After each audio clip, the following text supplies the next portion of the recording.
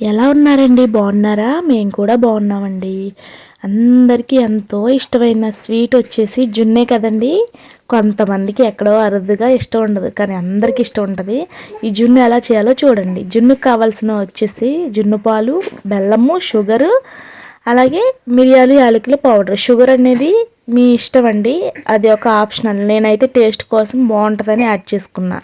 ఒక బౌల్లోకి జున్ను పాలు తీసుకొని అందులోకి బెల్లము అలాగే షుగరు వేసి మొత్తం అంతా బాగా కరిగే వరకు మిక్స్ చేసుకోండి. అలా బెల్లం కరిగినాక మనం జున్ను ఎందులో చేసుకోవాలనుకుంటున్నామో ఆ గిన్నెలోకి అయితే మనం ఇలా కలిపి పెట్టుకొని బెల్లం అన్నీ మిక్స్ చేసుకున్న పాలు, జున్ను పాలని అందులోకి వడకట్టుకోవాలి. ఎందుకంటే మనకి బెల్లంలో అక్కడక్కడ గడ్డి పరకలు లాంటి, అంటే బెల్లం చెరుకుతో తయారు చేస్తారు కదా, దానికి సంబంధించిన పరకలు అలాగే ఏమన్నా ఇసుక ఉంటే మొత్తం అంతా పోతుందండి. అలా స్ట్రైన్ చేసి పెట్టుకున్న పాలలో అయితే మిరియాలు, యాలకుల పౌడర్ మిక్స్ చేసేసి జున్నుకి ఎలా తయారు చేసుకోవాలో ఒక దబరాలో వాటర్ వేసేసి ఈ బాక్స్ని అందులో పెట్టి ఆవిరి మీద అయితే ఉడికించుకోవాలి.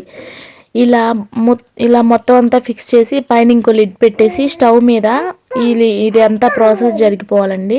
స్టవ్ మీద అయితే ఇది ఒక 15 మినిట్స్ మీడియం ఫ్లేమ్లో ఉంచేసాక మంచిగా నైఫ్ పెట్టి చూసుకుంటే మనకి జున్ను అయితే రెడీ అయిపోతుంది. ఇలా చుట్టూ ఎడ్జెస్ మొత్తం ఇలా మనం తీసుకున్నాక ఒక ప్లేట్లోకి అయితే దీన్ని సర్వ్ చేసుకోవాలి. ఇది ఫ్రిడ్జ్లో పెట్టుకుని తింటే బాగుంటుందండి. కాకపోతే నేను వీడియో షూట్ చేస్తున్నాను కదా, వెంటనే మీకు చూపించడం కోసం తీస్తే మాకైతే షేప్ రాలేదు. సో షేప్ రాకపోయినా టేస్ట్ కదండి మనకు కావాల్సింది. సో టేస్ట్ అయితే చాలా బాగుందండి. ఒక పఫీ కేక్ లాగా అయితే చాలా బాగా వచ్చింది. ఇది ఫస్ట్ గేదె ఈనినాక ఫస్ట్ వచ్చిన పాలండి, చాలా బాగా వచ్చింది. ఇందులో ఇంకా చాలా పాలు, లీటర్ పాలైనా కలుపుకుంటే జున్ను అవుతుంది. కాకపోతే మేము ఓన్లీ జున్ను పాలతోనే చేసాము, అందుకే కొంచెం అలా హార్డ్గా వచ్చినట్టు అనిపించింది. కానీ టేస్ట్ అయితే చాలా బాగుందండి. కొంతమందికి ఇలా నచ్చదు, సో వాళ్ళైతే వేరేగా ట్రై చేసుకోండి.